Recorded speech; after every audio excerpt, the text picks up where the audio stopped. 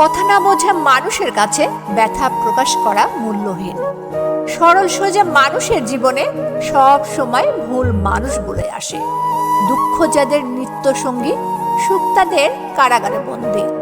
মানুষের কথা চিন্তা করে লাভ নেই, কারণ মানুষ না মরলে কেউ কাউকে ভালো জানে না। জীবনটা হলো একটা অসমাপ্ত উপন্যাস, যার শেষটা কেউ লিখে যেতে পারে না। আমার ভিডিওটি যদি ভালো লেগে থাকে আমার চ্যানেলটি সাবস্ক্রাইব করো। যদি কল্পনাগুলো বাস্তব হতো, তাহলে বদলে যেত হাজারো জীবনের গল্প।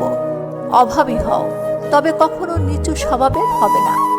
আমরা মিশুক নই, অথচ মানুষ আমাদের সস্তা ভাবে। প্রয়োজন ফুরালে গাছের পাতাও ঝরে পড়ে, আর আমরা তো মানুষ।